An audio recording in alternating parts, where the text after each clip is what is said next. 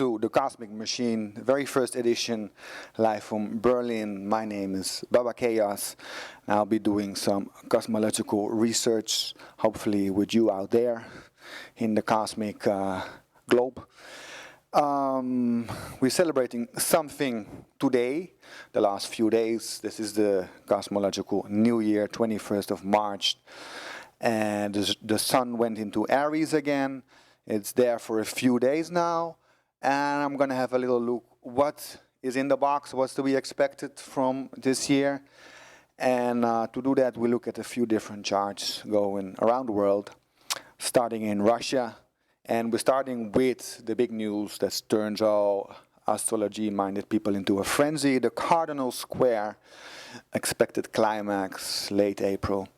It's 4 big bodies lining up in the cardinal signs, which means a lot of big changes. On a personal level, this can be very positive.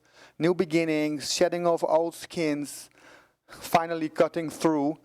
On a global, mundane level, it might mean big conflicts as well because of the bodies involved.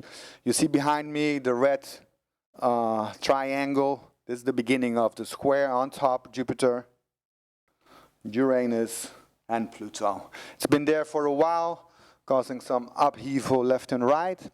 And now the news is Mars is going to move in to 13 Libra. Move back in. It's retrograde. And yeah, this is kind of the big news for April. But before we go there, let us first have a look at the chart of Russia. Libra ascendant, Venus the chart ruler, Venus in the first house, fourth house, and the fourth house is about me, it's about my home, it's about my roots. So the main concern of Russia is about their Russianness, their heritage. And it's in Aquarius, so it wants independence. And to look, you see a very strong aspect made to it's squaring the moon. We have a bit of a summer moon for this year in Scorpio, conjunct Saturn. And for me, the interesting part about this moon is that it's conjunct, and this square is exactly conjunct the 1917 sun of Russia. Russia have 2 charts, 1917, 1991. And I think what we see is an integration of the 2 Russias. The classic Russia, the Stalinistic, Lenin, Khrushchev heritage line Russia, and the new Yeltsin, Western-minded 1991 Russia. What's interesting is that they are both significant in this chart. This is the 1917 sun squaring the chart ruler, and then we have the 1991 Uranus conjuncting Pluto. And they make a nice sextile. So somehow they are integrating their energies into the grand square alignment that's up in the air right now. And the grand square on personal and mundane level is very much about this square between Jupiter and Mars. You can look in your own chart where you find this 13 Libra and 13 Cancer, because this square is going to amplify the more unconscious and globally working forces of Pluto and Uranus. So we see that Russia have Mars on the first house, which is kind of like they're up for anything. Don't mess with them. Definitely don't mess with them. And Jupiter is kind of it's very strong in this chart. You see it's like outside the realm of all the other planets. It has some amplification powers. And it's in Cancer. It's about home. It's about territory. Who's my crew? How far do I get with my crew? Who's going to be in my crew? And the square with Mars is going to redefine a lot of crewness around the world. And this accounts for, and Russia have it in the 9th house, so it has to do with their philosophy. I think it's very much have to do with first of all, their proud. The fact that there's some kind of suppressed pride in this whole Russian enterprise. They're a very strong country with a very strong history, but they have been played around by the West, you know, which we don't really recognize. 1989, 1991, no, we're not going to go further than the Berlin Wall, the NATO stays behind. No, no, no, you went all the way over Czech, Poland, Lithuania. So they're kind of surrounded by this fairly expensive European, Western, American economical, political, military vehicle. And it's kind of like now it's enough, you know. There's a few things that are lining up. The communist history, the new economic forces, the historical point that we're in right now.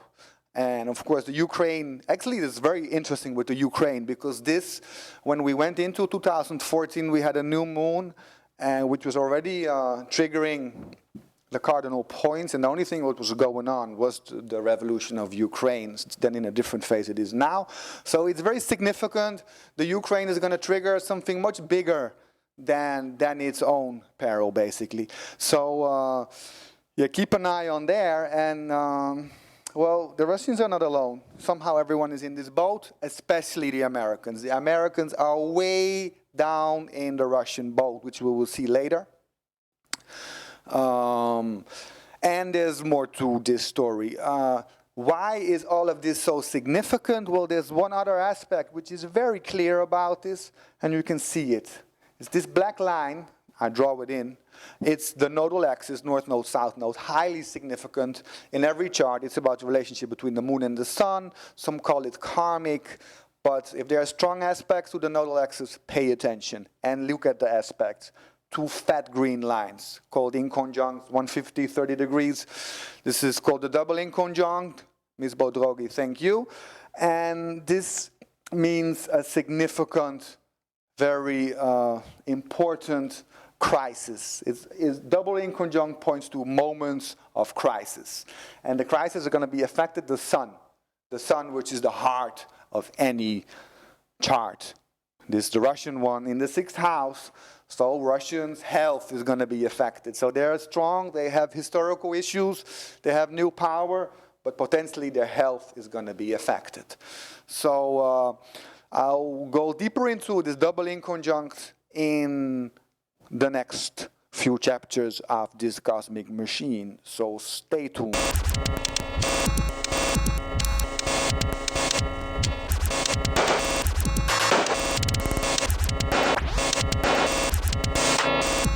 Welcome back, Cosmic Machine, part 2. This is the USA, stars and stripes in the chart. You see more lines than in Russia. It's not because it's the USA is number 1. It's because I made a different setup in astro.com. I like the more minimal setup, actually, of the Russian one. But hey, this one just jumped out like this.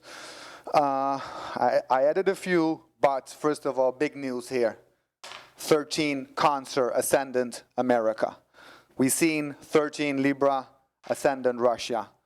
13 Cancer, America, Sun.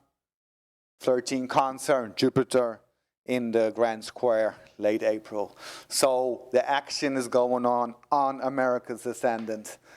It's Jupiter, the big one, on Sun, getting a square with his Mars in the 4th house. So before we go into the Grand Square conflict, let's see, chart ruler is the moon in the 5th house. Big question, how can I be myself? Moon conjunct Saturn, it's not a very happy moon, it's a bit obsessive in Scorpio. So there's problems in how to be myself, and we can see that this Jupiter is going to be all over myself, maybe a bit too much, and is going to square off with Mars in the 4th house. And the big thing with Mars retrograde is do not start a war or a conflict. The one who starts is the one who loses. This has been well researched in the Arab-Palestinian-Israeli conflicts. Everyone who attacked during Mars retrograde lost the war. So it's not a time to attack. And of course, this especially goes out to the Russians, because they are more likely to lash out now. So let's wait and see what's going to happen the next months. I'm just saying, be warned, because some fireworks are going to be in the sky, and fireworks somehow karmically in there, because some big change needs to happen. There's a system that needs to change. Pluto is in Capricorn. He's the big bad boy in this grand square alignment. And you see Pluto in America. Oh, he's behind my mic. Yeah. He's exactly on the descendant. So Pluto, you know, bad boy of destruction and transformation, is on the descendant, my relation with others. So there is some fireworks in the air. And in the end, Pluto in Capricorn, he wants to change the system. He wants to break down the dominant global imperial capitalist system. He's going to put something else in place. Pluto-Uranus square is all about this. I think it also involves a lot of the nuclear things that are not so in the picture right now, might be soon, but I'll go into this deeper in the next chart. Anyhow, there's some big changes coming. Concerning America, I don't think it have everything to do with Russia. Yeah, Russia is going to be a game changer. It's going to be definitely get into America. But this Pluto on the descendant is pointing to something else. We're going to see that in the next chart. What we see is American Sun. Remember, we have the double inconjunct I told you about, which is about necessary karmic changes that are coming.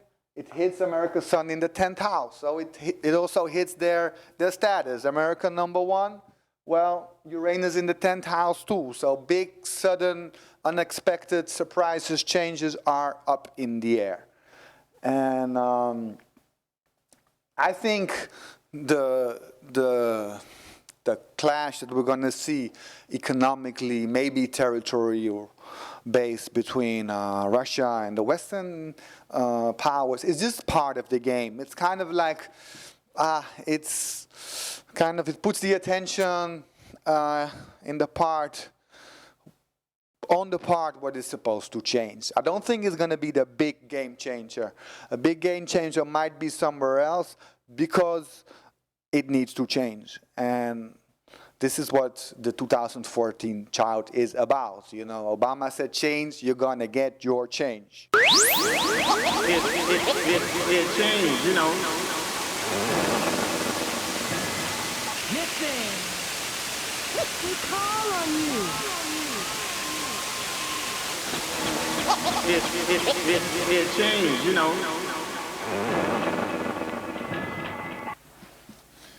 KOSMIK Machine 2014, the New Year's forecast, part 3.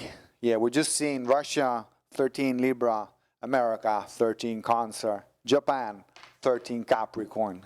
The cardinal square is closing in on the big boys, and this one looks a bit worrying.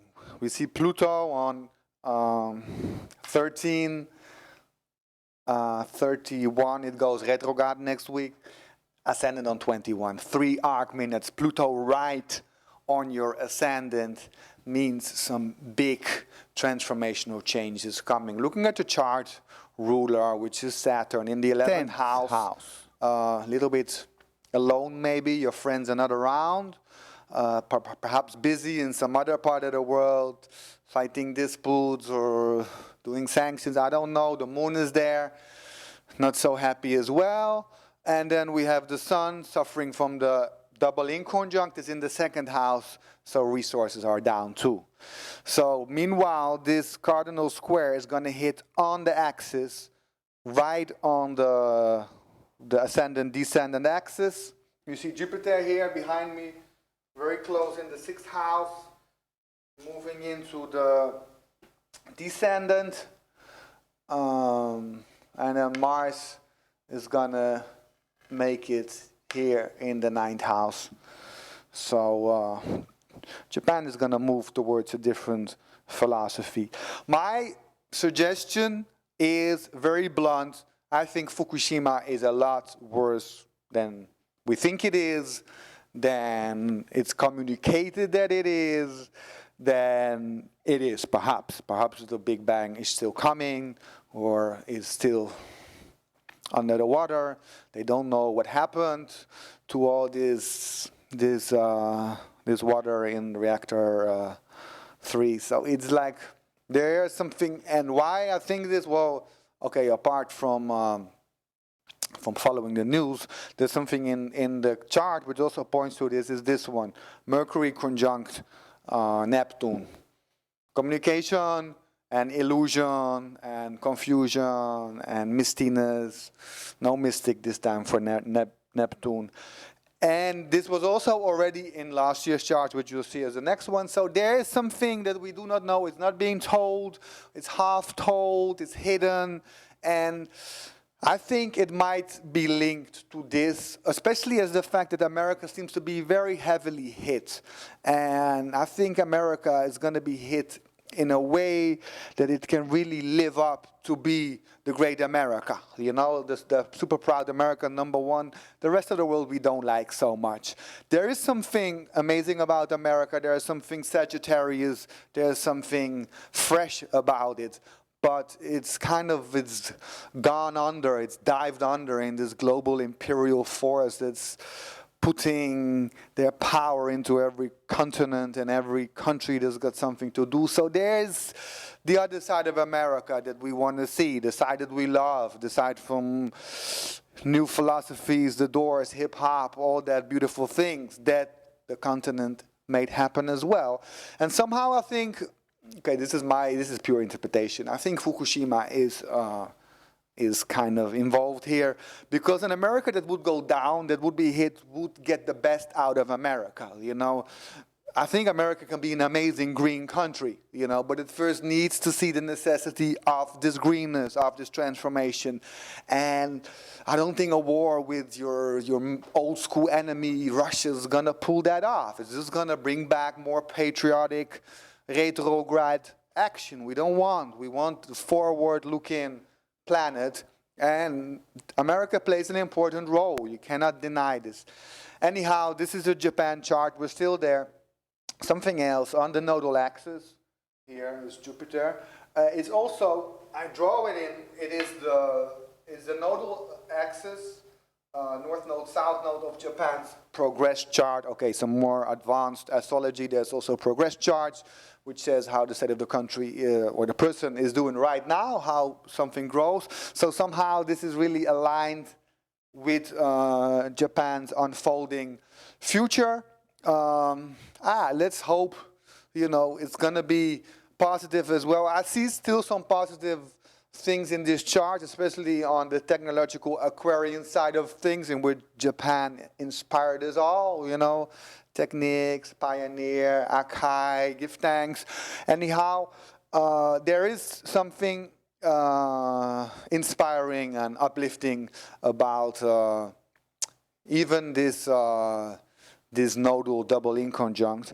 We can see that in the south node ruler, which is Venus, and Venus is in Aquarius, and it's making the only like nice fat blue line in the chart. The rest is like green and red and stress, but the south node ruler is Venus, and it's in Japan's first house.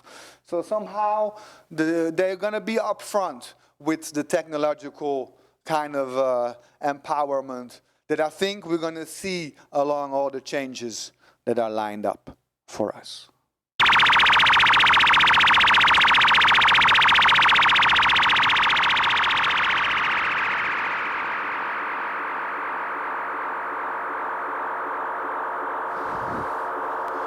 Okay, we've seen the America, Russia, Japan charts, and this is maybe a little flashback also for the people who think this is all just a whole lot of garbage.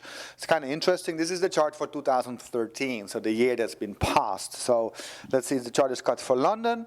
It's a very different chart from the last one that we see.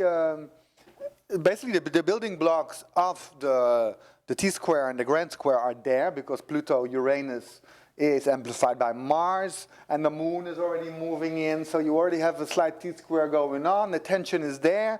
There's no fourth angle, though.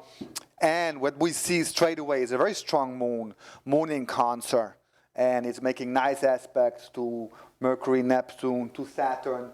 This is a much more stabilizing chart, which was very in tune with the water trines that we saw this year. A lot of action between the water planets, kind of giving us a more flowing and more emotional stability than all this cardinal square action, which is still going on, but it's getting to the forefront right now. So, but what about all this revolution that happened this year? We saw Brazil, we saw Turkey, we saw Egypt again, Ukraine. There was action going on. Okay, here, Mars conjunct Uranus. It's very rupturous, revolutionizing influence. The thing is, it's not so violently anchored as the grand square that we are waiting for next month. So you can see the action is here, but it's on a whole different level. And you can see the soothing kind of water influences, which still keeps us calm. It doesn't really, you know, inspire us to crazy action as yet. But I think what you saw of all these like flashy, the Turkey revolution, suddenly 100,000 people in the street, like boom, boom, boom, and then suddenly it's down. And now he's cutting off Twitter. You know, yeah, there's something going on there. Watch all these things come back and much stronger in a kind of chain reaction way, which can actually really benefit the whole. Benefit the outside especially. What I think about the thing that's going to unfold, it's very tuned into the outside zones, into like the Turkey or the Muslim world, Egyptian revolution, Brazil, Africa, Asia. It's like the West is going into an old school conflict about territory and West and East, but what is the most important thing is the emancipation or the global, the rebalancing, the global domination. And this is actually what this technological sequence can somehow anchor, can somehow exhilarate. So we're talking about a very different idea. We're not talking about revolution in the classical sense. We're talking more about a continuous insurrection that is taking place, which is like globally orchestrated, globally connected. It's time of changes, and what you see in the 2013 chart, that it's kicked off, but not into action yet, into full front action. What you do see though, which is also this year, Mercury, Neptune, we don't see everything we need to see. Some things are covered up. We're going to probably see, not this year, but the years after. Anyhow, this is the flashback.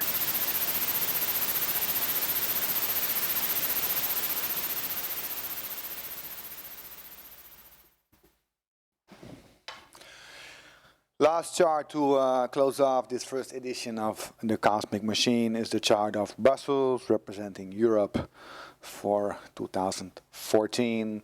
We see in Europe 20 Virgo rising, Mercury ascendant, Mercury ruled ascendant is in the 6th house,